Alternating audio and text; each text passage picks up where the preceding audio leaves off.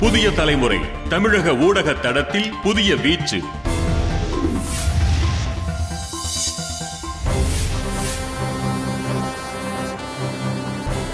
அச்சில் தொடங்கிய அரும்பு புதிய தலைமுறை இதழ். முன்னணி எழுத்தாளர்கள், சமூகத்தை எழுப்பும் எழுத்துகள். கல்விக்களம் முதல் பணிக்களம் வரை மாணவர்களுக்கான வழிகாட்டு ஏடு புதிய தலைமுறை கல்வி. மங்கா உலகு படைக்க மங்கையரின் மாதவம் பெண் மாத இதழ்.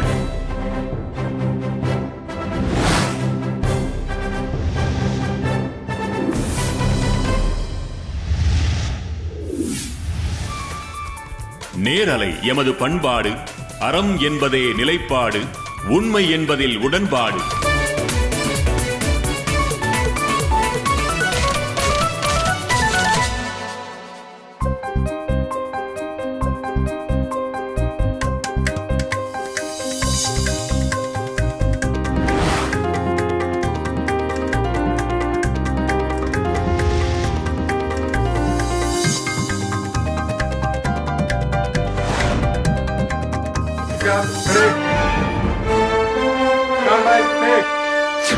வணக்கம். புதிய தலைமுறையின் செய்திகளை பார்ப்பதற்கு முன்னதாக இந்த நிமிடம் வரையிலான முக்கிய செய்திகளை முதலில் பார்க்கலாம். மோதலில் பிறக்கும் உண்மைகள், வாதங்கள் மூலம் தெளிவுகள். வணக்கம் நண்பர்களே, நேர்பட பேசு நிகழ்ச்சிக்கு வரவேற்கிறோம். செய்திகளை ஊடாடும் நிகழ்ச்சிகள். ஆனால் ஒன்றை மட்டும் கூறிக்கொள்ள ஆசைப்படுகிறேன். டிக்டாக் அப்ளிகேஷனில் அடுத்த சர்ச்சை.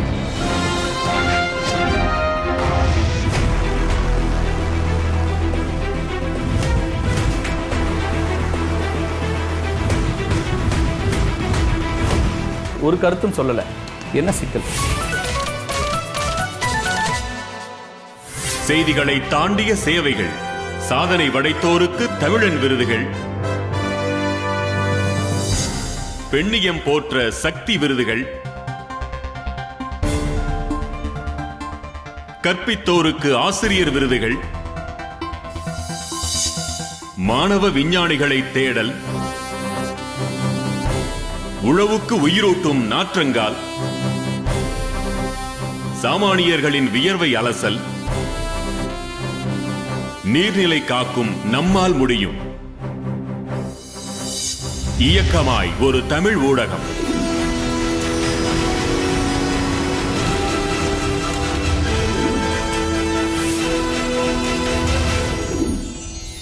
உண்மை உடனுக்குடன்.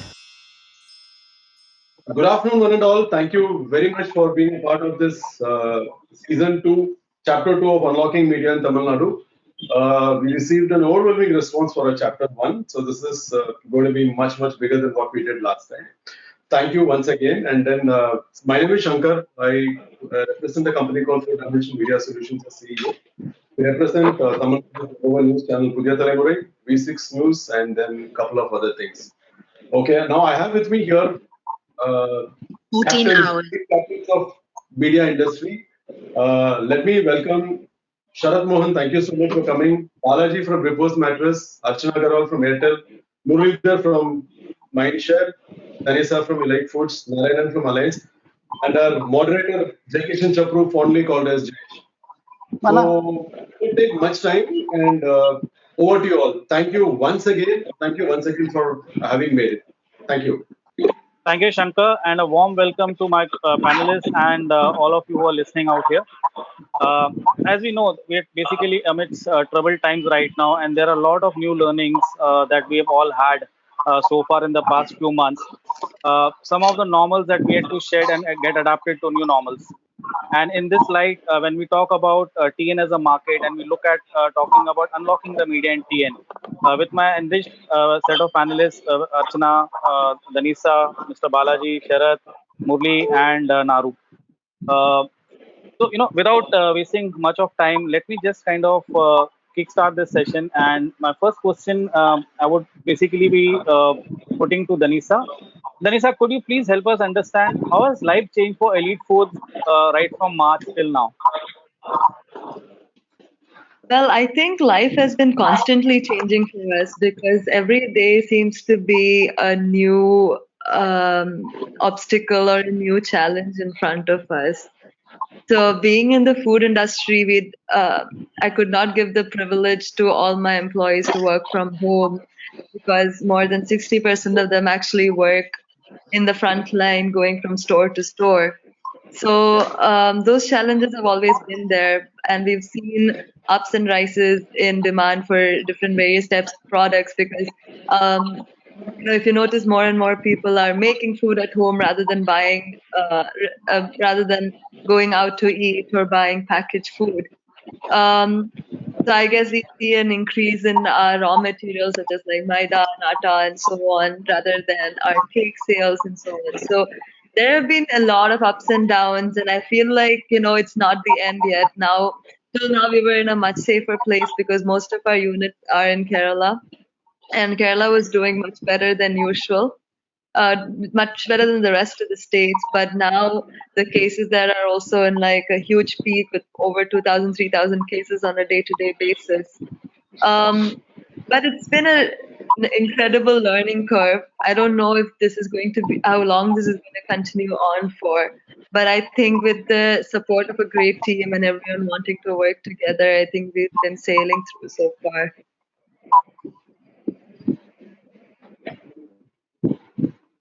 Okay. From a food industry, let's kind of look at an industrial setup. Sharath, how has COVID impacted your business, and what do you think is the outlook for the rest of the financial year for you?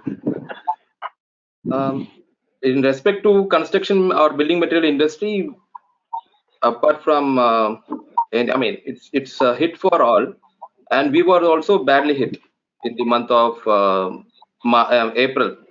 Then we were the first to fall, and we will be the first to rise. So, being the infrastructure movers, okay, and a lot of government projects and commercial projects and all were put on hold. But now the market has slightly moved up in a positive trend. So I think for next 6 months, maybe after November or so, maybe after Diwali or before Diwali, Diwali, I think we will be bouncing back. So at this juncture, it is around 25% of the entire industry has a setback. So all the projects have moved back. On the schedule, they are behind 6 to 8 months now. So to bridge this gap, it will take another quarter for us to bounce back, and I hope we will be the first to move on because we are a developing country where the infrastructure plays a very vital role for the growth of the nation. So I think that's a good silver lining that that you kind of just projected for at least the infrastructure business. So you're saying something? No, I just want to conclude in such a way that a lot of changes have been. We being a regional player, now the time for us to revisit the entire systems, rather depending more on labor and workmanship. Now we are planning to move to the automation part. So we would like to make the entire manufacturing process into automation. Not only us as a secondary steel player, a lot of companies are initiating those processes. So even in future, if anything comes like this, we'll be well prepared. That's nice. So, Balaji, next one I would basically ask you is bed has technically become the next workstation or a classroom bench in most households, given the size of Indian households.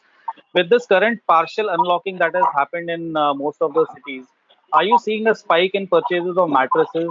How different is the situation in your business versus the same period last year? First of all, good afternoon to all of you. Actually, people in our communication, we always used to say that people spend 1/3 of their lives on a mattress. But now it's come to a situation where people are spending almost half their time on a mattress in a day. So from that point of view, yes, people are spending a lot of time on the mattress. We are seeing a lot of spike in the sales also. In the sense, I would like to explain a little bit over here. before the lockdown was lifted, we were all very anxious and we thought it will be somewhere close to zero in terms of sales once the lockdown is lifted. But to our pleasant surprise, actually, mattress sales have started doing well, and it's been pretty happy journey for us so far. Almost like 70% of what we've done last year. So that has been the situation so far, and we are also now doing a lot of innovation in the context of people spending a lot of time at home. So we are thinking of a lot of new ideas as to how to bring in some more accessories that would help them when they're working from home. I think we can discuss more as we go along. But yes, it's been a good beginning ever since we came back. Sure. Let's kind of now take up a look at the perspective from an agency side. So, Narayan and Murli, I would put this question to you. What have been your observations within your set of clients or their competitions on how this recent pandemic has impacted the businesses overall, and at what levels are you guys currently operating at? Okay. Narayan, Needless you to can go say, first. I Yeah, think, yeah. yeah, needless to say, I think the client's business has been definitely impacted, and there's been a profound impact mainly from the retail dependent sectors like fashion or skincare or even footwear, stationery, construction. So a lot of these have been very severely affected, and of course, no clients have spent during that period. That's very true. But however, at the same time, there has been an emergence of sectors like health and hygiene and FMCG who have shown a quick recovery. I think these sectors we see as very resilient. And of course, education, e-com, agriculture. Now, these are sectors which have been very optimistic so far. I mean, even during the COVID period. So we didn't see a spend coming down. In fact, we saw spends going up for most of the brands. So also specific to TN, since the discussion is all about TN, I just looked at some data here. So what has actually seen from this data or BARC data when I compared Jan, July 2020 versus Jan, July 2019, I think retail has been very severely affected.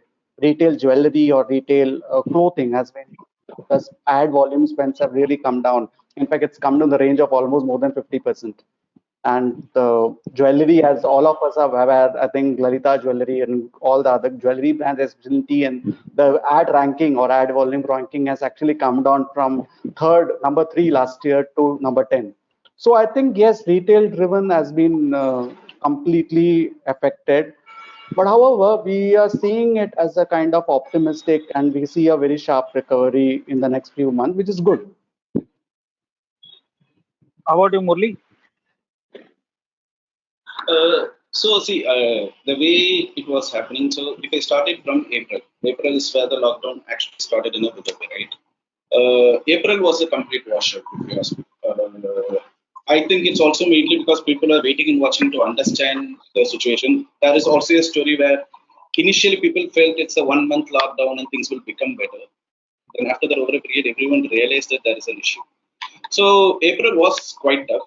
If you ask me, the market started pulling back much better in May and June, where we were almost operating at around 40 to 45% over the pre-COVID times. Right?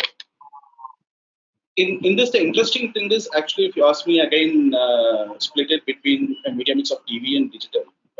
Interestingly, the fall is not so bad on digital, but TV had a huge fall. Apart from the other media, which we don't have any taken like print, cinema, where the impact is mainly because of the situation, right? So overall, there was an impact of around 40-45% was the going ratio in May June. After that, it has really picked up a little. Today, we are almost, I think, if you ask me, is around 70-75% in terms of overall. That's what the way it is. Interesting. Archana, I would basically want to check with you.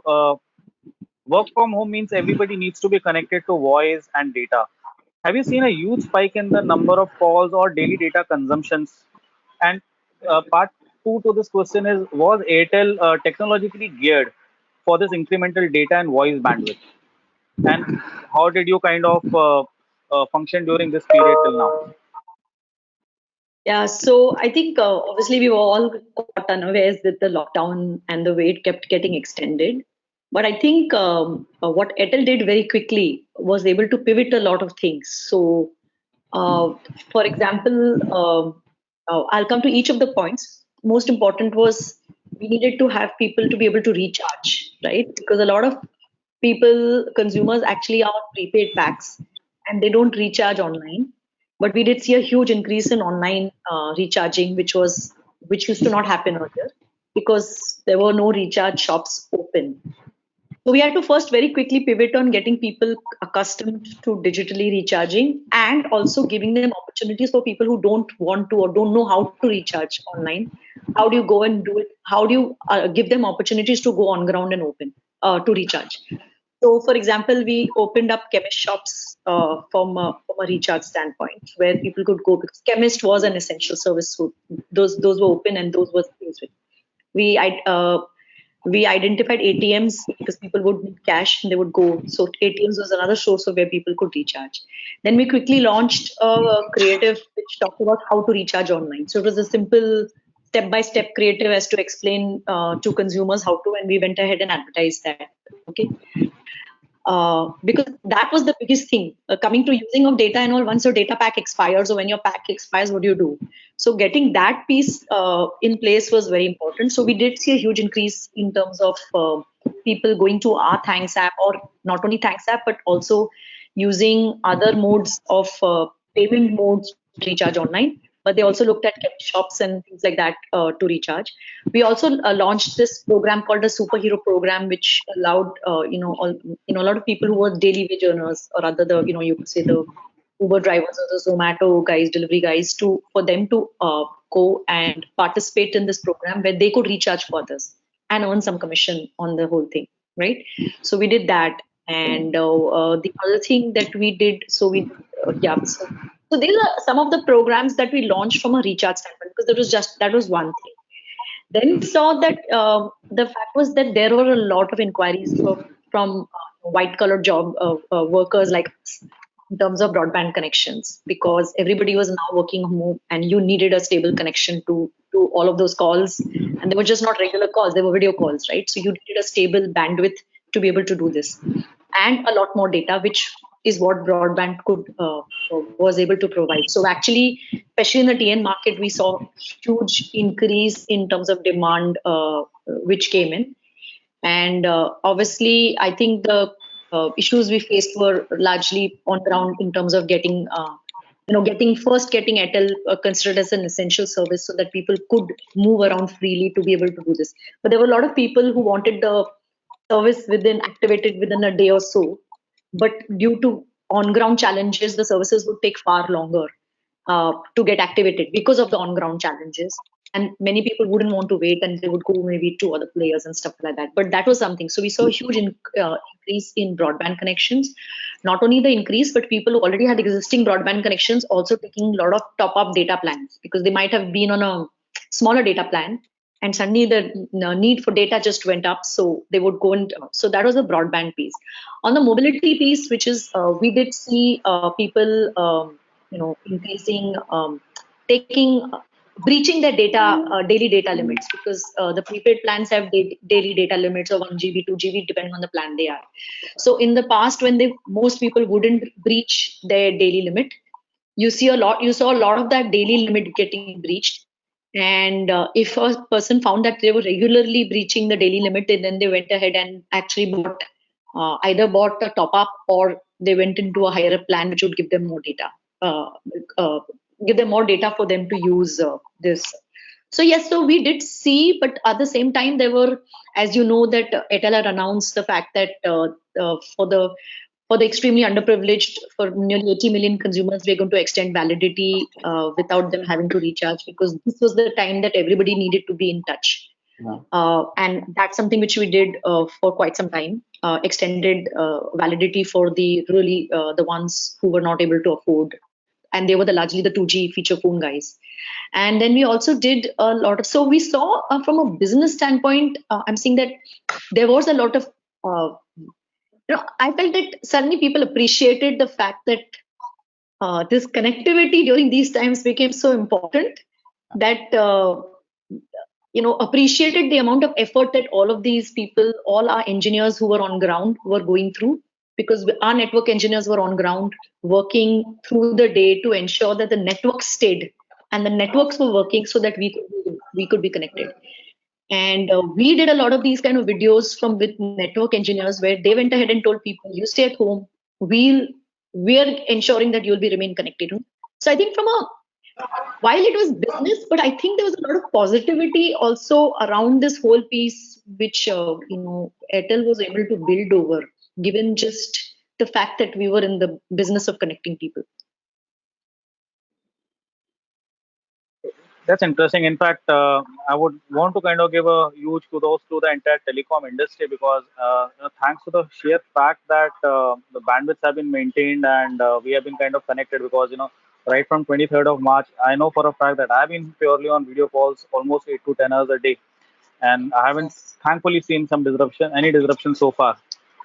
Okay. So, we all talk about and keep hearing about the U shape, V shape, or the W shape path to recovery. This question is open for all the panelists. And, so in your individual perspective, what kind of recovery pattern do you see for your businesses, for your clients' businesses?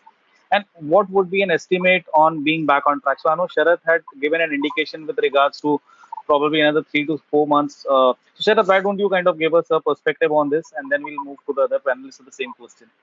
So I would like to take a data analysis of what was the trend before April across 4 states across South India. Sorry, 5 states now, Telangana and AP together. So the trend was the entire industry of cement. I'll take cement as an example. Is a major consumption of building material. It is around 60 to 65 million tons every month was the production or the dispatch of the industry as such.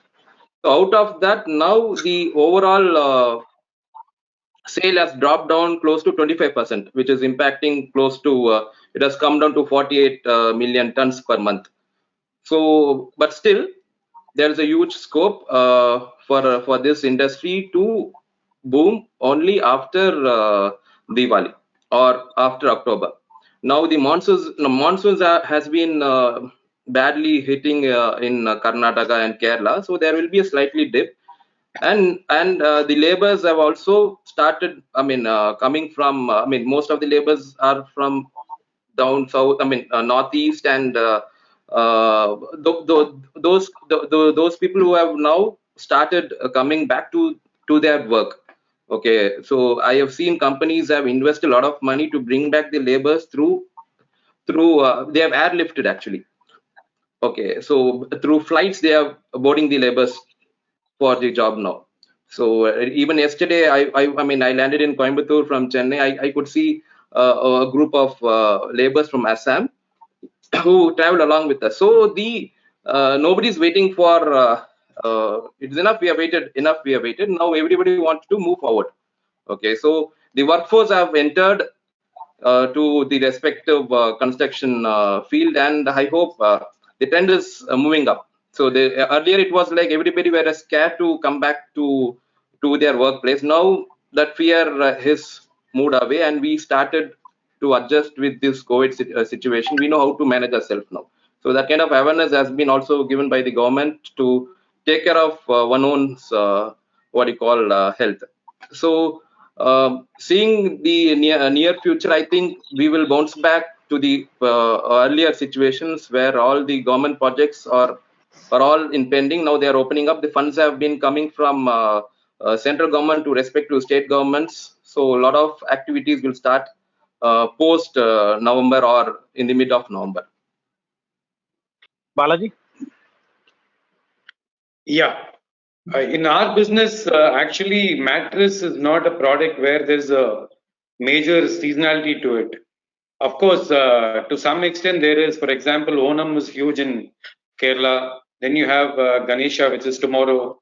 Then you've got Dashera, Diwali, Christmas. So to some extent, there is some spike that you could see in sales.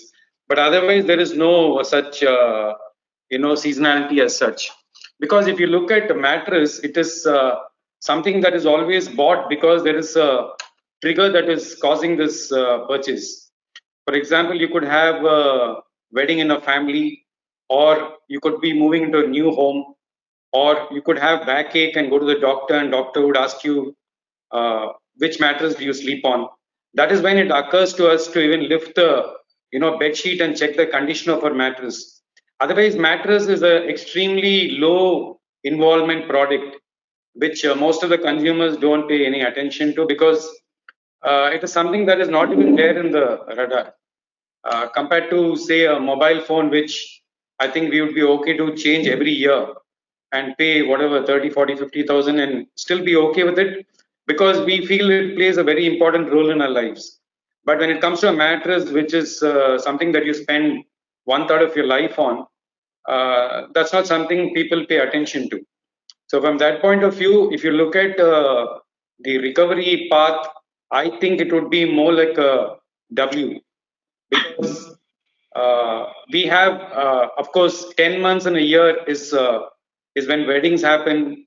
People go to purchase new homes, or even if you look at backaches, of course, that's relevant for the entire year.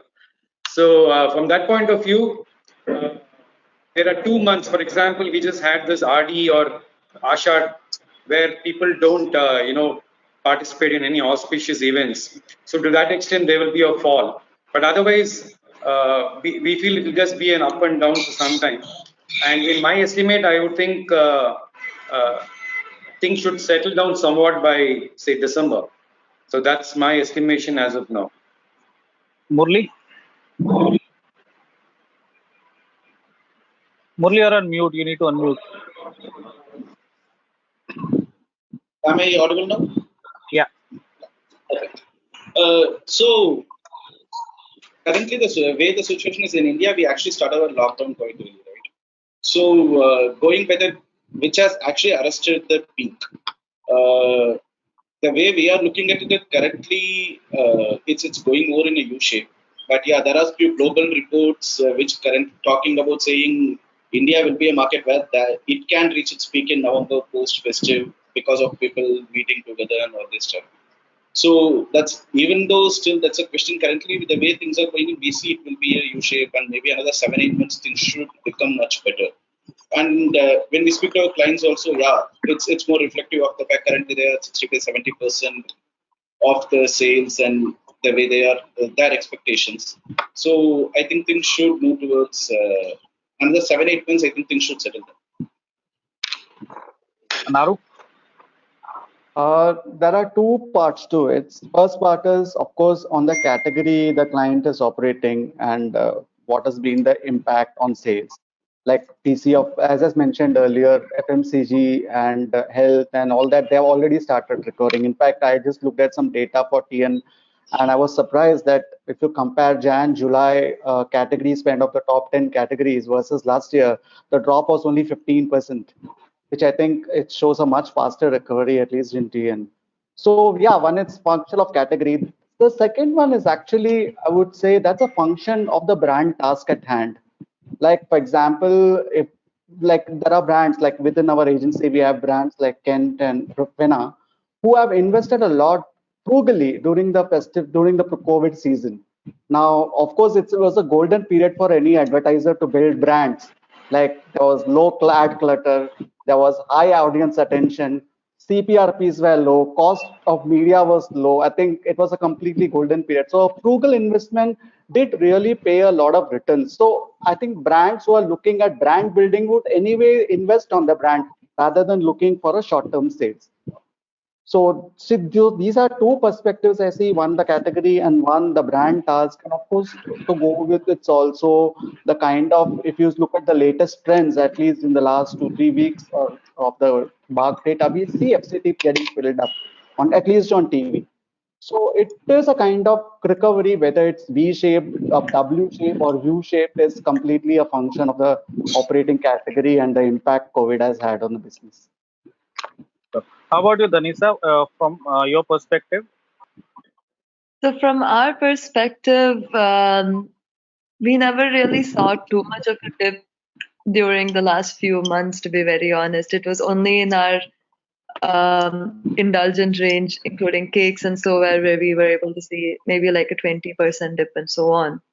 But as far as recovery is concerned, for us, for things to actually go back to normal, the hospitality industry needs to pick up. People should be more and more willing to go to retail outlets. I feel all of that is when the impulse purchases happen, then the extra money is put into the grocery basket. So, considering that, I would say that it's largely dependent on how confident people feel with the whole situation. And when I look at it from a South India perspective, I feel like how each state itself is functioning is very different. How Kerala is functioning is very different from how Tamil Nadu is currently functioning. So I'm not really able to say what kind of a curve we're gonna have. But right now we have Onam coming up in less than in a couple of days, and that's one of the major events for us because a lot of people go in and they usually have that elaborate meal and celebration and gifting and so on that usually happens from year to year. It will be very interesting for us to see what happens as Onam because that would also give us a large indication towards the Christmas season, which is a huge deal for us as a company. Sure. Archana? Something similar to what Dennis has said, that our business also has been less impacted by this whole COVID piece. And if you've seen our quarter results and all, the fact that our ARPUs are going up. So overall, we're seeing I think for us, looking at from a business standpoint, again, I'm not looking at the UVW, whatever curves and stuff like that. I think we're going to be seeing growth. That's what's our outlook, that we will be emerging much stronger out of this. That's what I would like to know, because curves and all, I mean, it's just a alphabet in my mind. So let's kind of see a hockey stick growth for you in that case. Well, fingers crossed. Okay, Dennis, I just wanted to check, since we have been talking about these 5 southern states, a simple question to you is, what has advantage Tamil Nadu versus the other regional states for elite foods? So, Ellie, for us, so we've been predominantly a Kerala brand probably till 15 years back when we started venturing into the other states. And one thing that I've seen with Tamil Nadu is that once people actually try our product and are able to see the difference that's there, then they are actually very much stuck to the brand. So I think I mentioned it some time back also. I think in a similar event, I was talking about how, when I was in one of my market visits, which I do pretty often, I was actually pretty annoyed with my sales agent, to be very honest, and he was going to have it for the day because I was going from shop to shop and I was not happy with the visibility and the kind of shelf space that we had. But this small girl was actually walking past the cake aisle, and I was like, okay, let me see what she's up to. And then her dad picks up like the Britannia chocolate bar cake, and we were like, okay, fine. I was like, I can't really do much. I was like, contemplating whether I should tell her to try Elite or not. And at that moment, so right after Britannia aisle, like the Elite aisle came, and then the kid goes, no, I don't want Britannia, I want Elite. Because I think it's once the people there get the taste of the product, I think they really appreciate it and they value that a lot. So I see Tamil Nadu to have a great brand loyalty in comparison to the other states, for sure. Okay. For all of us in Bombay, we haven't tasted the cake, and with the lockdown, I'm sure we can't reach Chennai. So please, Shankar, I'll forward you my address. I need some elite cakes here. No, yeah, forward it to me. We actually do sell in Bombay, but very little. Yeah. So do send me your address. I'll send you a hamper across for sure. That's right. Sharath, what about you? What's advantage Tamil Nadu for you? Tamil Nadu was the first state to open up when we compare to rest of the southern states. And here I have been traveling since last 20 days, continuous traveling. I moved to AP.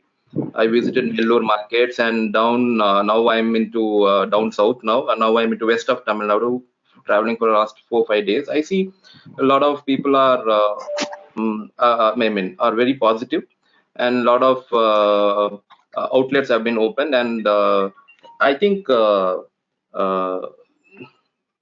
Tamil Nadu will be quickly revived, and we will be the fastest growing state across South India. That is my take. And there is no big panic situations and all. Everybody knows how to live with this situations, and I hope Tamil Nadu will be the first state to come out of all these things when compared to rest of southern region. Balaji, how about you? What's advantage Tamil Nadu for repose mattresses? Well, in our business, I think the thing is very relevant to the entire of this Tamil Nadu, because we are into spring mattresses, which is the latest when it comes to mattresses, and you had foam and coir, which were earlier there in terms of the evolution of the product. Now, if you look at Tamil Nadu, it's actually a significant. And one of the reasons I would imagine is people in South and in Tamil Nadu are more progressive and experimentative in nature, and I would like to, check out the latest products available also. So to that extent, Tamil Nadu has worked really well for us. And apart from that, I think it's pretty much, even across the other states. We are right now there in the south and west of India. So we are not a pan-India brand as yet. So that has been our situation so far. We've all kind of seen Tamil Nadu having its own charm in terms of media, whether it was a blockbuster series Chitti, or whether when you look at cinemas, huge cutouts of superheroes kind of flying over the T Nagar junction and everything. So, from your perspective, Naru, what would be your plan of action going forward for TN market for the brands that you kind of take care of for your clients? Yeah, I think just to go a little bit backwards, maybe I started my career 27 years ago, and across a completely media agency. And if you see from that perspective, I've not heard any client saying, okay, we invested in TN and it didn't work. I mean, it is one market where you invest whatever amount you put, you get the returns, and at least 8 out of 10 cases have seen that that's worked. So that way TV works, and other media is gradually picking up. So moving forward, I think things should be, the investment would continue for TN because returns are there, sales are there, the media ROI is also high in TN as far as whatever brands we have seen. In fact, one interesting trend, as you say, moving forward, so far, I think TN, if you see more from FMCG or more from mass products, it was more GECs and possibly movies which do well. But during this COVID period, we had done a little bit of experimentation on news. So news as a genre has really picked up, and it has given tremendous results. In fact, we are experimenting with 1-2 brands, FMCG brands, with very heavy presence on news with L-bands and other kind of FCT, to see the response, because it's not only reaches to the consumer, but we see it also kind of getting a little bit of trust and confidence in the trade. So that way, TN investment would continue, and I think whatever I highlighted, we didn't see much dip in relatively a lesser dip in ad volumes compared to the rest of the states and all India. So my suggestion, or the way we see it at the agency, is being optimistic on TN. I mean, any investment, I think, as I would also agree with Balaji and Shah, like there is not much impact, or TN is one market where we see early recovery. So we would really also recommend our clients to continue placing the investment in TN. Murli, how about you? So more or less, I agree with what Naru is saying. There are few interesting. So TV have been one of the lead medium in TV, and continuously will be. And today, if you have to get the maximum reach and put the money on TV, and you get it. But in the last 3-4 months, yes, there have been a good synergy that's happening between TV and OTT and digital. Also to an extent which is also seen in terms of the data consumption being going up in TN in the last 2-3 months, right? If the trend continues, then obviously there is going to be some kind of a good synergy that's going to happen. And obviously the way we are actually looking at it, to extend, go back to basics and start looking at the best 100% measurable media is something which is going to get the maximum amount of money. So that's how the life is going to be. One is obviously connecting the consumer, and another thing is looking at how measurable it is and how we can ensure the right ROI is going to them, right? So I feel TV digital will play a very important role, and other mediums we need to really set the right KPIs and take. So Murli, with most of the movies now coming up on the OTT platform, do we see a lot of viewers actually flinging coins on their TV screens when a new movie is coming up and the peppy number is being kind of played? See, it's quite interesting actually. Especially if it go to the way TN is currently. Okay, there are two ways I will look at it: at the Hindi market level and at the TN. Right? Today, in OTT, the content for a Hindi market is pretty good. It's pretty good, self-sufficient. People have a lot of options to look at, whether you take a Netflix or Amazon or any other OTT platforms today. The bigger challenge in TN currently is, I think the opportunities are much more lesser at this point of time, but I think it's building over a period of time. But the other way to look at it on TN, what is happening is, one is the social consumption is going very high, and I think things like the YouTubers, more where the individuals become their own heroes, where they are having their own channels. The number of chefs that has come in the last few months, one of the Google studies said it's almost a 4x in terms of the number of chefs in YouTube currently. So these are something, those might be the shift. So I will not just look at it as OTT there or cinema, but the consumption will be slightly different from any other. Archana, I would want to check with you what changed in your media mix for TN? I think it was not so much the mediums which changed. I think obviously we stopped advertising on outdoor, but TV and digital were the mainstream mediums during this period, and they're going to continue for some time. I don't see that changing too much. But I think the mix within each of these mediums, or what you would choose earlier and what you choose now and going forward, was what we saw as in a lot of change. So actually, just when the lockdown got announced, what we had done was we had quickly checked. We figured there was a market where there had been no original content, which was telecast for over a month, and we went and checked in that market what happened in terms of viewership trends.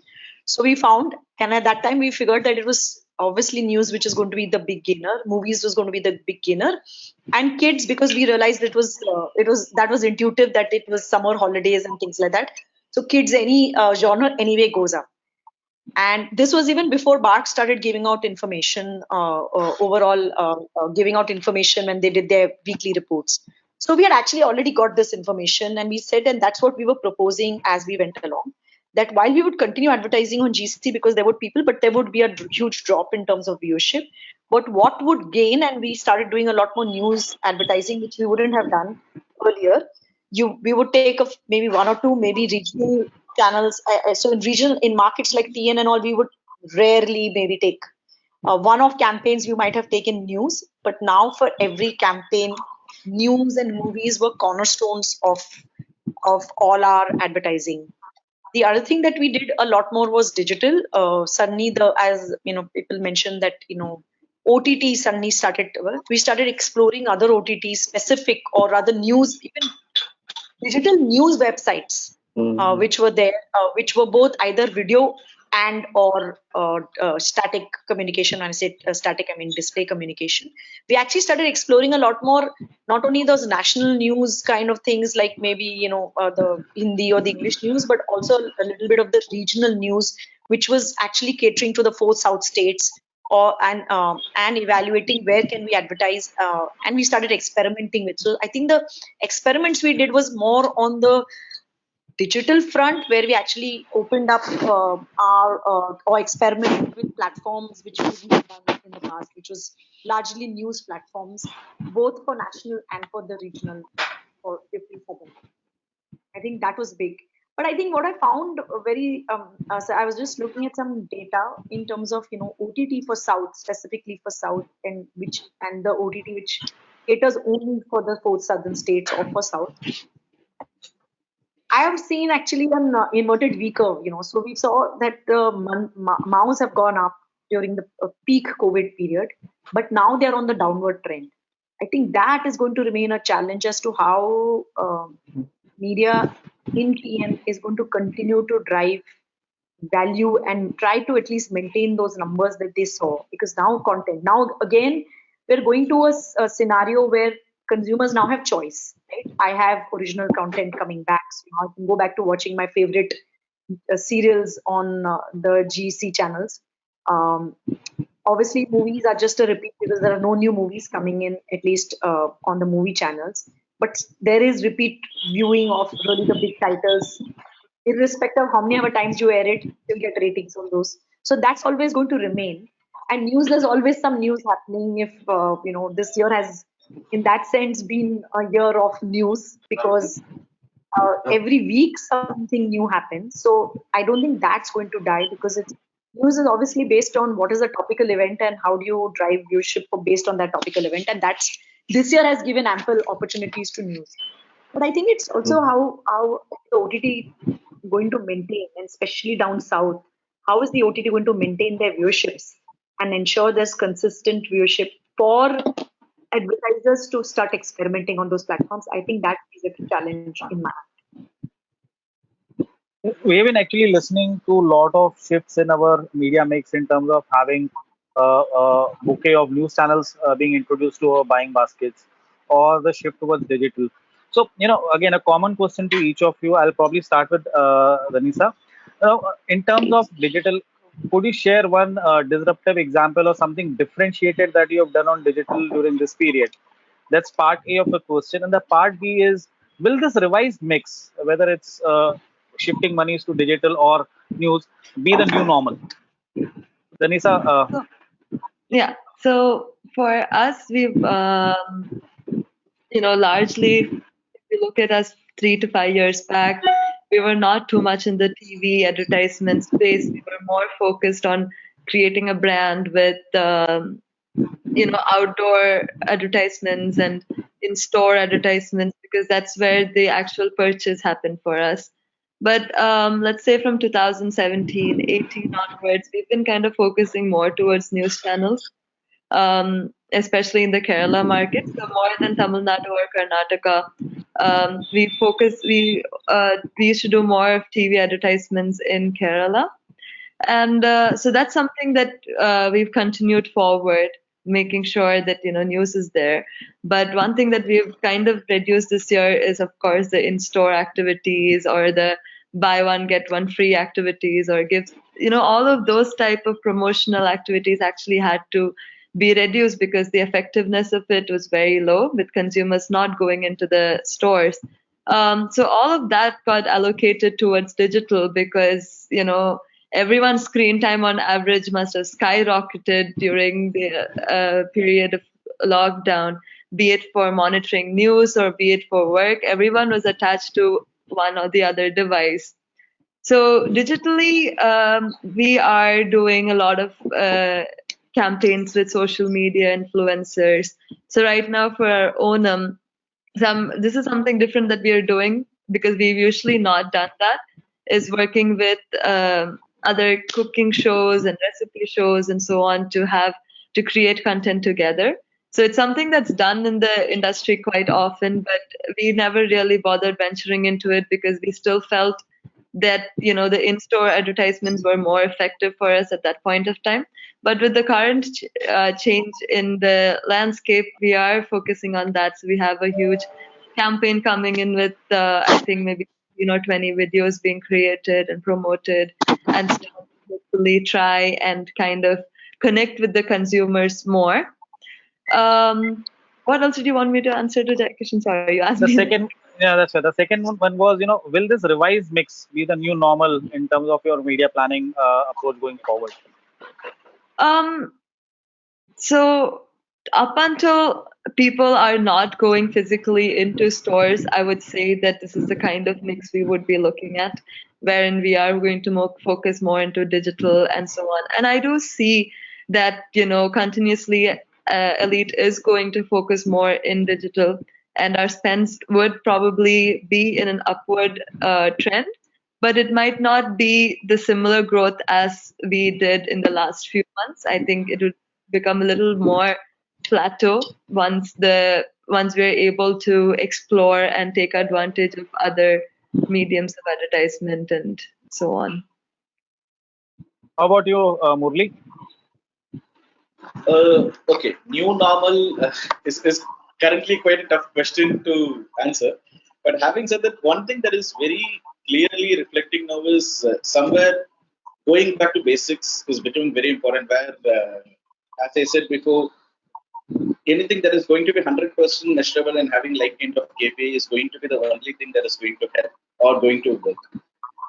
And that is the expectation today. That is more or less almost all the clients have been asking for. So, as I said, the media, whichever has a strong measurability, is going to get or maximize their spends, and the rest of the media is going to be more continue to work as a frequency builder. And obviously, digital and TV will take the maximum pie. TV is still a high reach medium in TN, so TV is continue to dominate the market, right? If the opportunity of the content improves in OTT, I strongly feel I think there's a big opportunity to have a good synergy between these two.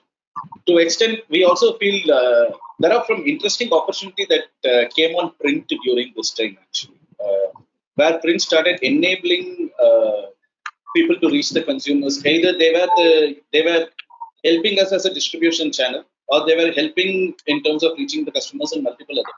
Right? I think more or less that integrated approach will also be another opportunity which will come in a big way over a period of time, is what I see. So therefore, I think that's how the mix will be moved. Narayan, how about you? Yeah, just to add on to what Murli said, I think integrated approach definitely is key. In addition, there'll be a lot of test and learn approaches. Like, for example, I remember being preview to FMCG case just 2-3 years ago, where in TN we tested digital giving incremental reach to the TV plan. And that really had worked both in terms of recall and both in terms of offtake. So I think test and learn is something which I think is a must, especially when you have a differential media mix. The second way to look at it may be more of disruption or maybe how you leverage digital. I'll give you an example. I mean, now we handle a leading cooler brand in India. And during the COVID period, I mean, the consumer felt the need for it, but because the shops are all closed, there was no way the consumer can reach out to the brand and the sales could happen. So what we did is we did a kind of a conversion lead gen campaign using digital, and we actually advertised saying that if you need a caller, you call this number and a dealer will reach out to you. So it was completely a performance lead gen campaign. And I will be surprised. And of course, what we could do is we could also kind of do a kind of pin code targeting so that we could just go only on the green zones and avoid the red zones. And I was pretty surprised and that the cost per lead, which we got, much more lower than the cost per click.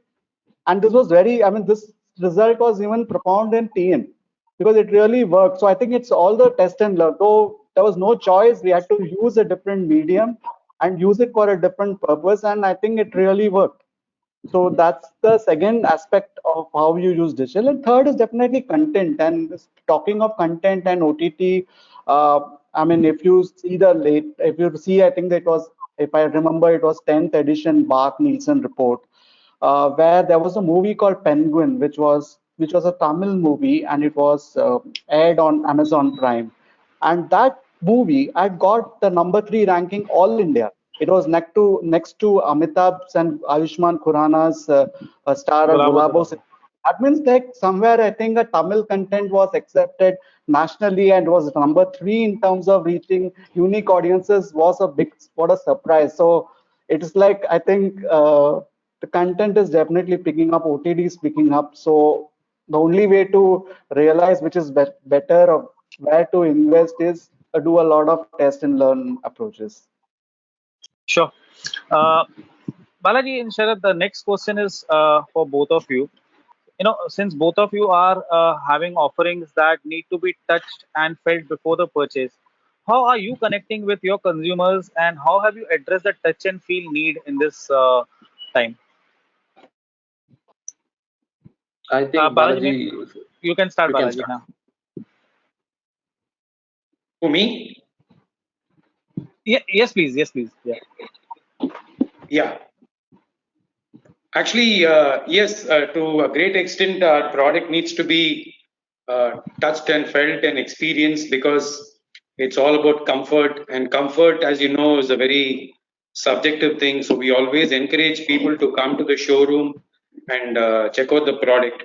So what we did was to start with in the offline space, we had a Zoom call with most of the dealers and told them the importance to encourage people to come and adopt all the safety measures that are required for people to come and experience the product, which was done. And lots of people came. Actually, if you look at it, lots of weddings actually happened during this period, even though the crowd was limited. So I think parents, what they did was the money that was allocated for the big event, they had spent it more on the kind of products, better products. So our high-end mattresses also took off very well actually. The other point is we have our executives also who carry a small miniature kind of a thing, which is a 2x2 size, 2 by 2 feet size. So when people call up inquiring for a mattress, we send these executives home. Obviously, these people are completely geared with masks and sanitizers and all that, and they go there and give a touch feel experience of the product.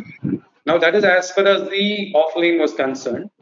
As far as the online is concerned, we also started putting in a lot more muscle into the e-commerce space. So we have launched this bed in a box concept where mattress can be compressed and put into a box, and the customer just needs to unbox it, uncompress it, and it becomes a regular mattress. So we always believed in ideas and innovations. In fact, our positioning is wake up to fresh ideas because there's a very intrinsic connection between sleep and ideas, the brain. So if you sleep well, you'll obviously be able to think of better ideas in whatever business you are into. So keeping that in mind, we have always come up with newer products. For example, we have launched India's first locker mattress, where there's a small safe that is kept inside a mattress. Of course, in a very small size, so you can't store much. Obviously, you can keep a little bit of cash and jewels and keep it. And the other interesting launch that we've done was memory foam music pillow. Now there are two tiny speakers inside this pillow, and there's a wire that comes out which you can hook to your smartphone and listen to whatever content you want even while sleeping, because it's a very good replacement to your earphone. And not just that, we've also done some CSR kind of activity. We've donated about 50 mattresses to a COVID care initiative that happened in Coimbatore, which was run by the district of Coimbatore. So this way we've tried to give this touch feel experience and also used online effectively to showcase our products. Sharad? Yes, to answer the touch, I'll come a little later. So our product is not like any of the other panelists' product. People would like to touch and feel. Steel is a steel finally. Okay, so we don't have any glamorous packaging around it. So, but we did a lot of innovations. We tried out, we experimented a lot of. The entire media mix changed. We thought of how to engage our dealers during this pandemic situation. So we have close to 1,000 plus dealers across South India. We took one route of engagement through radio. We did a campaign, and it's still on through Ala FM. We did a engagement activity of touching close to 100 dealers across Tamil Nadu. And predominantly, FM plays a very the recall for the any brands, especially retails, anything you take. FM plays a very vital role to engage your audience. Unlike TV, you don't have that that option of limiting to a region. So you can do a customized plan if through radio, the radio as a medium. So we thought we should engage our dealers. We were not also supposed to travel during April, May. So we thought we should somewhere we should find a way how to reach them and say that the brand is always with you. So we ran internal communication through our internal IT department. We engaged all 500 dealers across South India. We gave a training program of how to handle this pandemic situations, and we also gave a kit for our dealers. Okay, we gave a sanitizer stand and we gave a posters communicating this store is COVID-free store.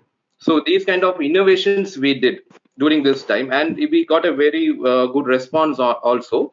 Not only to our dealers, we also tapped the competition dealers, and we also gave this as a freebie to them. So this one activity, I think first of, I mean, in the secondary steel category, we were the first to have an engagement activity through Zoom, engaging all these dealers. We trained them how to maintain the shop and how to make the walk-ins feel more safe and secure.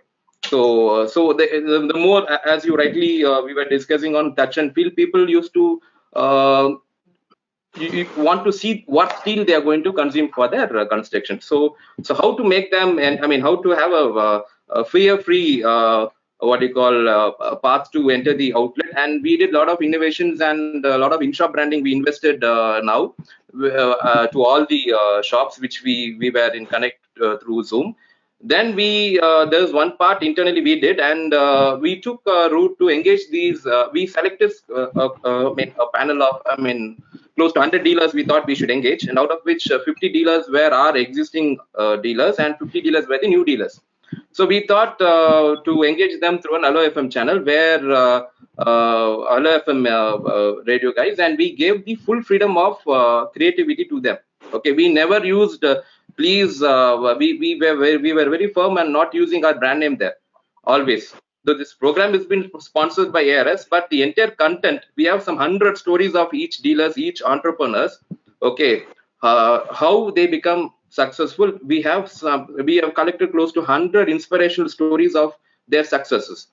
So this motivated the other dealers who were listening Hello FM, and we also took video bites through Zoom call. We did the one audio interviews as well as one video interviews. Those video interviews were being posted across all social medias, and we also tagged all the dealers whoever are using the through their FB and Insta. So we did a lot of engagement activity during this time, and touchwood, we got close to 25 new dealers on board now, especially from ROTN region. So that itself, we tested. This is a time for testing. People used to always say there is no proper tracking system for any FM radio station, especially in Tamil Nadu, where I think in Karnataka we have tracking through IRS, and one of few questions is related to radio. So we thought we should have if our planning is well laid, definitely we can. Radio is a very good medium, which of course TV is also we'll be investing after during the festive season also. But radio has really given us a very good impact in terms of business generation also. End of the day, we invest something, and out of which we got new customers. By engaging them, it's a very good experience I would like to share on in this forum. And apart from that, yes, we launched a virtual laboratory where any end user or people who want to construct a home can access through our website and get connected to our technical team, and they can see how the product is being manufactured and what all the testing mechanisms to ensure the quality of the product is being virtually. We have done it, and we are planning to launch certain vehicles. It's called mobile van services, where this van will go to the sites. It is a B2C approach. Okay, so this van will be engaged with a technical guy who will be definitely a civil engineer or diploma civil engineer, who will go and explain about this product and services to the direct end users. So these are the innovations which we had some time in the first quarter to think, and we have started working on it. Sure. So that's one thing I missed to add. Yeah, we keeping the innovation in mind, we had come up with this sanitized fabric for each of the mattresses. So each and every mattress that left our factory was pre-treated with this process and which had this sanitization in it. And this was tested and certified by SITRA, SITRA, which is South India Textile Research Association, which is from the Ministry of Textiles, Government of India. So this is again another innovation, and we have a sticker on each of the products saying that this fabric is sanitized. So go ahead without any worries, kind of thing. Yeah. Sure. So again, Archana and Ganesa, uh, in the current scheme of things, do you see any medium getting impacted and losing out during this period? And in your assessment or your view, which medium is going to benefit the most and why?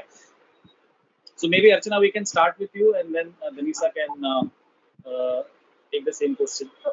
Yash, what you're asking is what is the medium that is going to get the most effective going forward, right? No, Continue to be effective. Which medium do you see losing out currently, and which medium will benefit most? Okay, so I think, I think we've already established that TV and digital are going to grow and they're going to continue getting the big advertising bucks.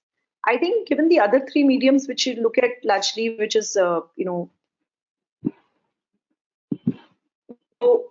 out of home and cinema, I think the one which was going to gain and could potentially gain would be print, because newspapers is a habit and that's something which is going to continue. And what I believe is that in the Chennai market, in the TN market, the distribution was not as affected as it was in some of the other markets where, like in Mumbai, the print was down by 70%. There was no distribution of newspapers. But that was not the case in TN as much. So I think print is something which is going to continue to gain traction and will come back. And we've already seen that happening with a lot of advertising coming back on that medium. I think the one which could potentially be a big loser going forward could be cinema, given that there are not too many big releases happening. That's number one. And second is this whole fear of contracting or being in close spaces with other people. And I think that is going to take some time for it to change, for the mindset to change. And when new releases, and I think and TN is known to be a cinema market, so people want movies to come out. Now, will that, if a new big movie, a big star coming in a movie, will that force people to go out to watch it in a theater? I don't know actually. So I think given that there is this question mark on that part, I think that could be potentially the medium which could lose out for the next few months.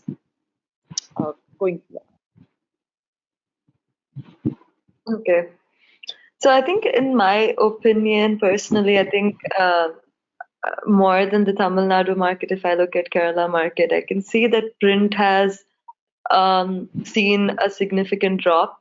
Maybe, people are a little apprehensive about touching the paper, or, not knowing how many hands actually pass through and so on. But I think that is very temporary.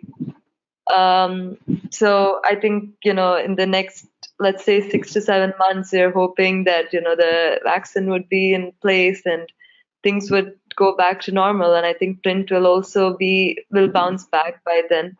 But yeah, the growth that you can see. So I feel like, similar when we look back at demonetization, we saw a huge jump in digitalization that happened during that time. I feel like India skipped a few years. Like, if you look at Paytm and the number of mobile wallets and the number of e-transactions that was put in place because of that, I feel like coronavirus has kind of given a second jump to that as far as digitalization is concerned, because people want to be lesser and lesser focused on having money transactions and so on. So I think digitalization has a huge way forward. I think India has not even tapped maybe like 5 or 10% of the potential as of now. I think there's way more for that. So I think that's all I have to say. I think digitalization and TV has huge scope, and let's see how it all unfolds after this, because to be very honest, in January I don't think any of us would have even remotely seen this to be our situation. So let's have our fingers crossed and hope for the best. Sure. And technically, this is my penultimate question, if I would put it. It's a bit longish, but it's all interrelated. So I would just kind of request you to bear with me for the bit of a long format question. So the question basically is, would you be looking at big ticket activities like an IPL or Big Boss for your brands? What would be the key ask to the channels? And technically, what would be the advice that you would want to give to the media owners and sellers for the rest of this fiscal year? We will start with Balaji. Sorry, I couldn't hear you. Sorry, I said it's a bit of a long question. Technically, would you be looking at high ticket associations, properties like a Big Boss, IPL, or similar properties? What would be your key ask to the channel?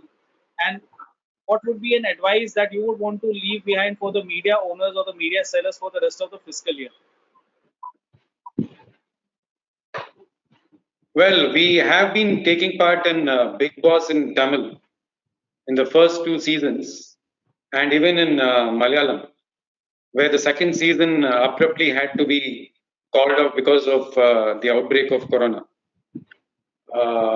Moving forward, I would rethink about putting so much of investment into one kind of program, because like Ganesh said, digital is going to be huge. So to that extent, we would park a little bit of investment in digital also, because we've also now slowly started investing a lot in this e-commerce space, where bed in a box concept is also picking up. So from that point of view, we will be spending a lot more in digital. But having said that, we can't replace, mass media, because the kind of reach it has, I don't think any other media like digital can take care of it. So from that point of view, I would think it would be a good mix of digital and the kind of programs that you're talking about, like Big Boss and IPL. The kind of advice that we would like to give to them is to reduce the rates. That's all. Yeah. Constant advice, no? I would request you to answer this question. Me or okay. So for us, we've kind of invested in IPL a little bit and so on a few years back, and considering we're a regional brand, the kind of impact we expected it to have, we were not really be able to see it. Like, the return for every penny spent is much lower if you are a regional brand versus a national brand. But that said, maybe in another 1 or 2 years, we would probably look at one of these large events. But this year, I'm personally not very fond of taking that big of a risk, because I think sometime back in the Malayalam media channel, we were actually going to be one of the lead sponsors for one of the singing or dancing, one of the talent shows. And in the very end moment, it got cancelled, or something or the other keeps happening. And I feel like, I just don't feel the confidence in the media to have such a big sponsorship deal going on right now. But maybe in a year or so, I would say, once things settle down a bit. Naru? Sorry, Danisa. Yeah. Advice to media sellers and owners for the rest of the fiscal. Pardon, sorry, I couldn't hear you. Your voice was just not clear. What would be your advice to the media sellers and owners for the rest of the fiscal year? Be kind and give us good deals so that we can work together. Naru, how about you? Yeah, I think okay, there are brands. I think IPL, specifically IPL and Big Boss, they are brands who have used them in the past, and most of them have seen disproportionate returns. So I think if the money is there, if the efficiency is there, if it makes sense, because right now Big Boss also clashes during, I mean, it comes exactly during the IPL time as well. So I think there are a lot of evaluation which needs to be done. Of course, rates, I mean, is important, and the best deal is what we need to secure for our clients. So initially, I think basis IPLC Alliance is also one of the leading sports marketing agencies, and so far we are seeing jerseys getting signed up for IPL, which is a good sign. In fact, there are not much positions available, which is a very positive sign. And of course, IPL viewership is likely to pick up. It's likely to increase by at least 20 to more than 20%, at least 20 to 30% maybe. So I think the eyeballs are definitely there. Brands who invest during the festive season are likely to be on board, and that's the best medium one could think of. So I think definitely IPL and Big Boss will be considered by brands who generally like to invest on a big property. Smaller brands, I don't feel so. There'll be much of a, like, they wouldn't go unless the deals and it's like clearly lead or a deal or integration led kind of approach, or a kind of offer which is comes from the media owner. What would be your advice to media owners and sellers? Okay, whether it's COVID, and I think Jayesh, you know this better, like whether it is COVID or non-COVID, I think a media agency always endeavors to get the best rate for the clients and deliver the best value, irrespective of the situation. So that endeavor continues, and the COVID doesn't impact that much. So, but one suggestion is that since I highlighted a lot of retail driven brands or dependent brands who have taken a beating due to this COVID scenario, we would request, or if you we would appeal to the media owners if they could give a special incentive or a special deals to these brands to prompt them spend back and look at them as a partner, look at them from a business partner, saying that we are with you to help you grow your business. Maybe we give you a less rate now, and maybe next year you support us more. So I think that's the kind of partnership approach we envisage from a media owner's side. More from a long term, not exactly looking at short term or short term sales, but looking at and helping them being their trusted partner. I mean, be their partner with them. Sharad, how about you? Already we have taken, yes, sir. I hope you can hear. Already we have taken a different route this year to invest more on engagement and engagement activity with the dealer fraternity, and as well as through FM. FM is the one medium which we tested, and obviously we'll be continuing with news channels where our TG is well defined. News channels will be our next investment we are planning to do. So as far as, I mean, big programs like Big Boss, and I think at this point of time, not only any regional player, first, I mean, we'll be hesitating to invest such a huge amount. First, for us to come back to our original situation, it will take us for next 6 months. So maybe if they, as Narayan said, it should be a win-win situation for both the client as well as the media, the advertisers, to join hands together, give a smart solutions for upcoming regional brands who are competing with national players. We are also a very huge retail brand, but we have a very tough fight with the national brands.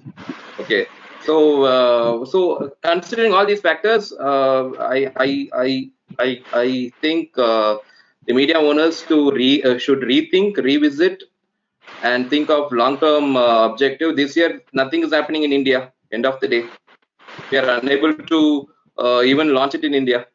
So that itself, we have a disconnect. Okay, so seeing our Talaiva CSK Dhoni in Chennai Chepak, that feel itself is different. Okay, seeing him somewhere playing in in the markets of UAE itself is different. There is the connect itself is, we have a disconnect.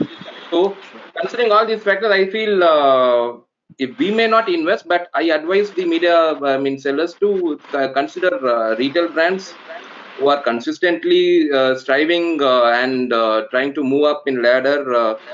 We also contribute a lot of what you call for the national development. Okay, so we are also are the contributors. You shouldn't focus only on the top 10 media spenders across India, and you sell your stuff for next 2 years, sign a big contract, and end of the day we won't you don't even consider regional brand first of all. So that openness should be there. And you please remember, India will be depending more on regional brands, especially brands which are catering into the rural part of India, where the more development will be happening only in suburban and rural territories of any states. So considering those factors, I feel we would also like to associate in IPLs and big bosses, but the current scenario is putting an obstacle for us to think of that at this point of time. Yeah. Okay, so I would like to answer this in three parts. One is IPL, which is a universal story for us. One is going to be the same reality show, so-called, at a Hindi speaking and one on South, right? IPL per se, the way we are also expecting it to have some kind of positive viewership because it's a sporting event which is coming after almost 7-8 months. And always IPL brings that some kind of viewership positivity also. And obviously the money flow to extent in terms of business. So we feel that, yes, that would be a good traction in terms of IPL. When we get into the shows, the bigger shows like Big Boss or a KBC or whatever, if I look at a Hindi market, the associations are basically from a lot of the new age clients, or basically the new e-commerce, or basically the new players who are coming into the right, and very few support that comes from few of the FMCGs or from the existing clients. That is one bit of it. And in terms of ratings, yes, there will be some kind of impact with IPL coming in, and with IPL viewership expected to go up, there will be an impact for sure in these shows. But interestingly, if you look at South as a trend for last few years, reality shows or these bigger shows like Big Boss have always done very well. In fact, Big Boss is something which have helped Vijay to really grow every time whenever Big Boss comes in. They becomes almost a number one, number two channel in the market. So that way, yes. But in terms of support, it's always more a retail defense support. But what I understand as of now is the traction was pretty good. So that's why it is. But yeah, any bigger shows in South, I think, will generally succeed just because of the kind of viewership and the reach that they will get. So I somehow feel that the demand will continue to be there for a program like this. Sure, Murli, what would be your advice to the media owners and sellers? Leave away, I'm not, because cost is always taken as part of the negotiation, so I'm not very honestly getting into it. But somewhere I think it's important to figure out multiple solutions. Like what Nadu said is how we can build a partnership with the brands, right?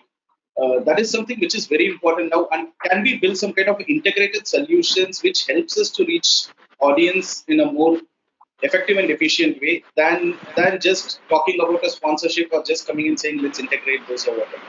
So somewhere we need to build some kind of that solution, and I think if that can be built in, whether it's if they have a network or not, if they can join with other networks and figure out some kind of integrated solution, it will really help the advertisers also to reach the audience in a much efficient and effective way. That's what. Sure. Archana, how about you? So I said, just going to start again. The fact was that, we've really not been associated with any of these big ticket items for quite some time, for the last few years. Airtel used to be associated at one point of time with a lot of this cricket, a lot of these shows and things like that. In fact, we used to sponsor the Super Singer for the longest time in TN market. But all of that has, over time, we've actually stopped doing that because we realized that was not driving any extra incremental value for us.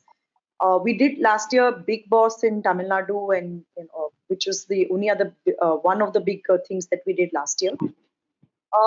Going forward for this year, again, I think the way we approach these big ticket items is very different from some of the other people.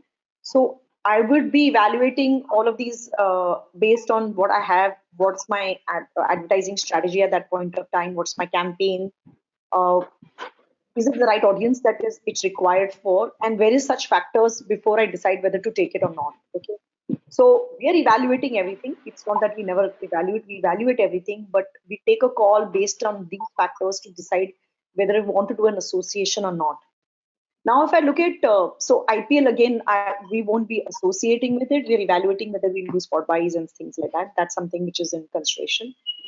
If we come back to Big Boss, we did last year Big Boss, but I think what we were looking and which is the brief which was given to there are lots of Big Bosses happening across a lot of channels, is that we're not looking at these passive integrations largely. We're looking at how do we drive active integrations. We did a lot of that with when we did KBC in Kerala last year. It did pretty well because we integrated it a lot with the way we want to drive. The active integrations were all about driving business and not just visibility for the brand. I think Airtel as a brand, the visibility is fairly high. It's about now taking it to the next level. And I think in this current scenario, that is a little challenging as to how do you drive this active integrations or active engagements within the shows, right? Which is becoming a challenge. So we are evaluating, but I'm not sure. I don't know whether to do it. Again, as I said, it'll depend closer to date on what I have active at that point of time and whether this makes sense or not. So that comes to the big ticket items, and that's how we've always viewed them. In terms of what's it's very difficult to go and advise somebody else as to what they should do for their business. I think negotiations and all is always, and everybody's mentioned it, so I'm not really going to get into it. But I think it's about how to drive value, or it has to be a win-win situation, right? So at the end of it, how is it that there is value being driven for the advertiser? At the end of it, all advertisers, brands are interested in sales. How am I going to get incremental business by being on your channel, right? What is that? Now, the other piece which I found a little surprising, a lot of times, digital and TV are sold separately.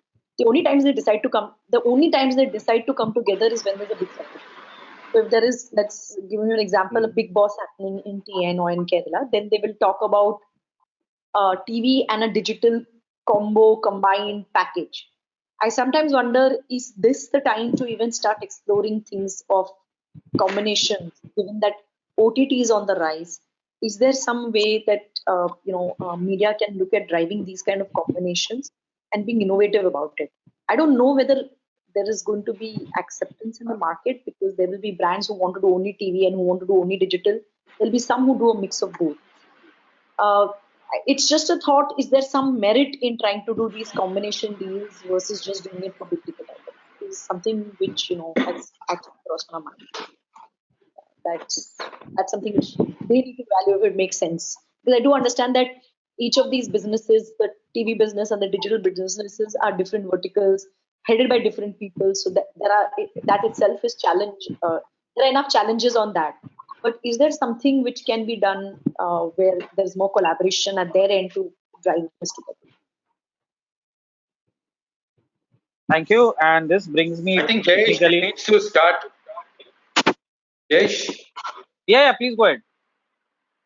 Yeah, I think media owners can't do much about it beyond a point, because beyond a point won't make business sense for them. So I think the whole thing has to start from, BCCI, for example, and the team owners, and then the players. Everybody needs to bring down their fees by a certain percentage, and then probably it might become viable for everyone. Oh, you're right. In fact, till the entire ecosystem starts looking in that same direction. Exactly. So start kind of accepting certain media owners are somewhere in between, so they can't do much about it. Right. So this brings me to the last question. I know that we are crystal gazing, and none of us is like a Nostradamus to predict certain dates. But this is like a quick rapid fire question, no long answers out here. But would the 1st of April 2021 be a new beginning? Balaji, yes or no? April 1st also is April Fool's Day, so I don't know. Sharat? Sharat? I think April 1st will, I mean, before April 1st itself, I think January 1st, I hope should be a opening for every one of us. Murli? So, Yes. If you ask me, yes. Want Yes. it to be, and yes. Naru? Yeah, I think yes, and I think January 1st would be a more positive, hopefully. Fingers crossed. Very optimistic. Archana?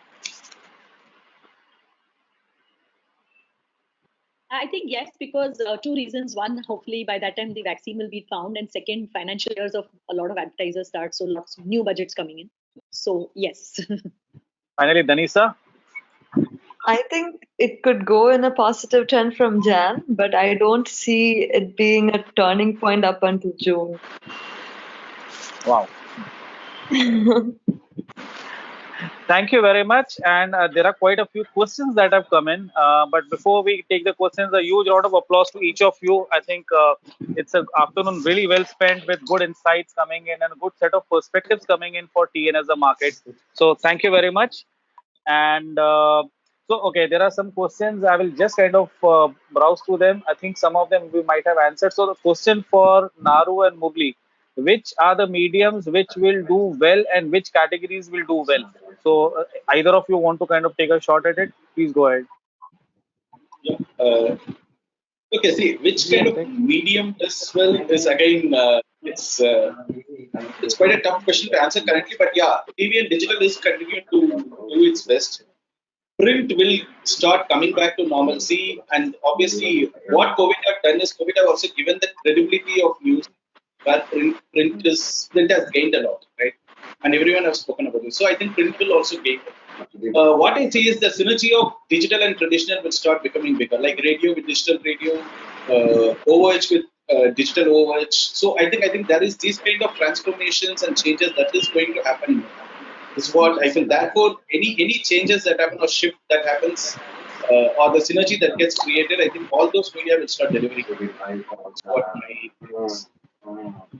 Naru, you want to add anything? Yeah, I think TV, digital, definitely yes. I would also like to add content and a kind of a more of a word of mouth influencers, and I think that kind of a strategy, which means more from a earned media perspective. I think that will start picking up quite in the next 2-3 months at least, and we have seeing an initial trend as well there. So that's one. And I mean, also, yes, we definitely see a resale trend being more resilient now with the festive season coming in. And radio, as Sharath highlighted, maybe for very retail and maybe dealer driven, or I mean, I was happy to see that result of FM there. So I think we will start picking up, but gradually. But it will not be, I mean, whatever indicators we have seen, it will never be to the pre-COVID period, at least for these three medium: outdoor, print, and radio. Digital will pick up. Maybe it might even go up further because people have experimented during this COVID period, and they have got a good response because that's the only choice they have had. So I think TV digital definitely will. TV denim also, we do see a drop compared to last year, but digital I think will continue. I mean, it will continue the similar growth and momentum like last year. Content will pick up. Says post life coming to normalcy, will people still use so much of broadband?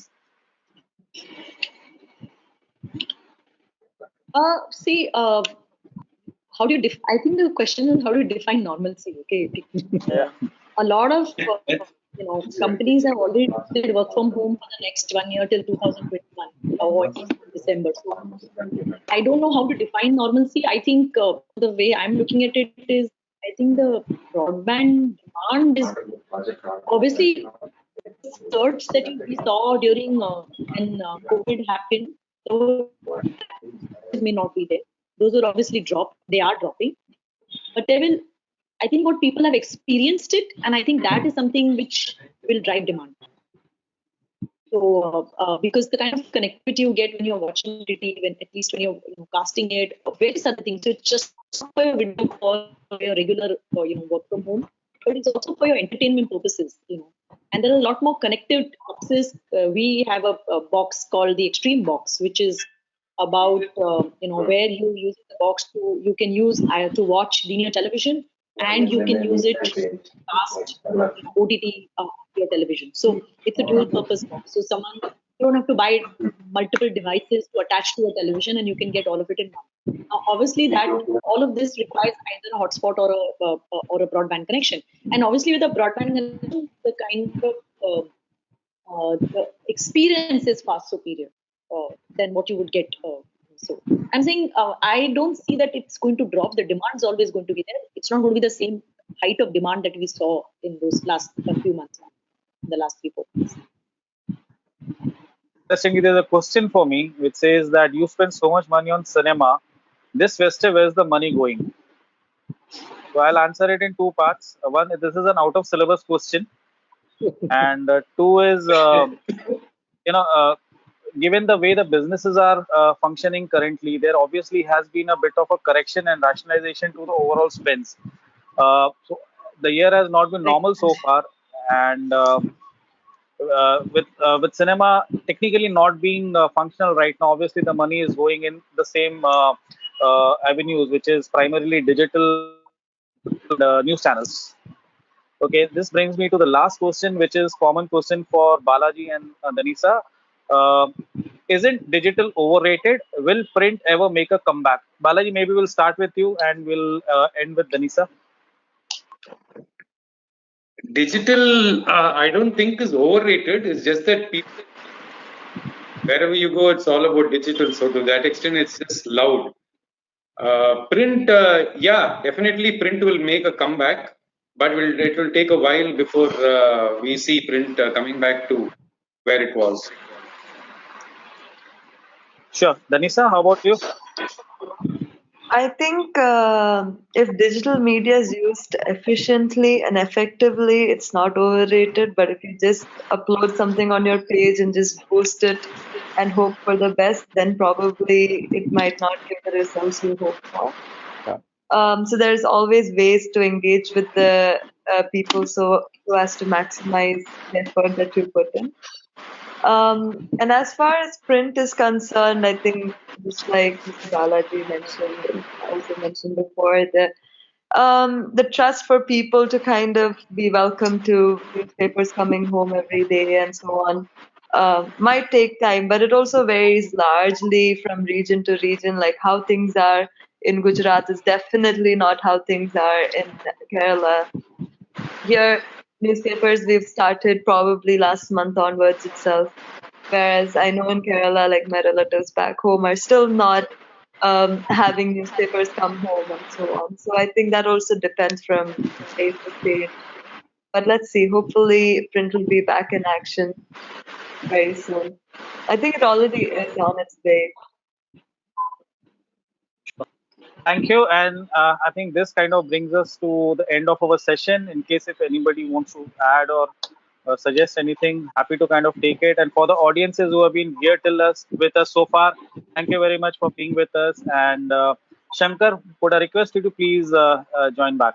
Till Shankar is addressing his technical snag, just wanted to kind of a quick check. Is there anything innovative or interesting that Archana you did on digital for Airtel?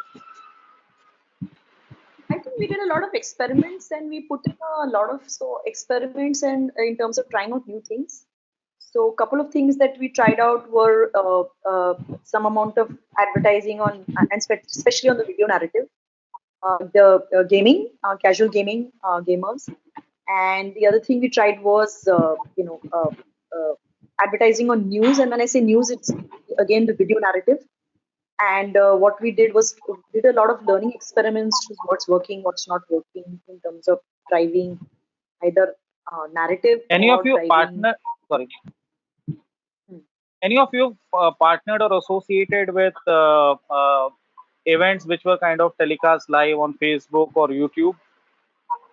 Like I remember I did something with during the Tamil New Year. It was called Stay at Home Sangeetam, which was some 14 artists performing the traditional instruments and everything. So any of you have had experienced something, and what has been your take on that? Shankar, give me a nod whenever you're ready. I'm ready. if you can hear me. Yeah. So I'll just kind of, we can hear you. So I'll just kind of complete this question and then on to you. Sorry.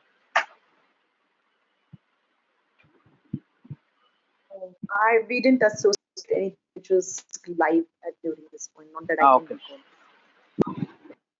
Shankar, on to you. Yeah, thank you, Jayesh, Balaji, Sharad, Naru, Murli, Archana, and Danisa. You've been really good, great insights. Tamil Nadu chapter 2, a lot of learning. But I had this doubt, Jay, again, the question which was posted to you was out of question. There was this question on media things, broadcasters, rates, and all that. That always baffles me. We've always been good. Broadcasters across the country have been good. Like how we have gone through the COVID crisis. We continue to go through that. Take a brand like Pudhiya Thalaimurai, we have close to 400 plus employees who go day in and day out to reportings and all that. But the biggest support, the only thing what we expect from you comes in form of ads. Channels like us, it becomes extremely difficult to survive without ads. We've been extremely generous, kind, and we'll continue to be. And so rate reduction is something I think we'll have a different discussion. But I'll just come to one point what Sharat Mohan made. Sharat Mohan made this point saying that retail brands need to get that benefit. Most of the broadcasters today take list of properties to national brands, and finally it comes to retail. There is very little what we get. We also represent a channel called Discovery Tamil. So in Discovery Tamil, what happened? We took a conscious call when we told them that we were selling the Rajni show with Bear Grylls. Out of the 7 brands, what was sold, all the 7 were from regional markets. There wasn't a single brand which came on Discovery Tamil which was from the national market. So, being a TN, being a company in it's of paramount importance to us to give maximum weightage to retail. So we have big national advertisers, Jayesh, Archana, Murli, and Naru, and Dennis, of course. So great. I have so keep supporting us on behalf of all broadcasters, print, radio, television. Our life depends on you. So keep us in mind. And thank you again very much. And I will reach out to you all very soon. This event will be packaged and will be put on social platforms. Well, I will send you a link. It will have a combined reach of more than, I guess, about 3.5 million people. So it should be up mostly on Monday or Tuesday. So I will share that link with you. And thank you once again, bottom of my heart, from all of us here at 40. Thank you. Thank you. Thanks, Thank Shankar, you, and thank you, lot of thank you, applause to everyone. every one of us. Thank you. Thank you very much. Thank you all. Thank you. Yeah.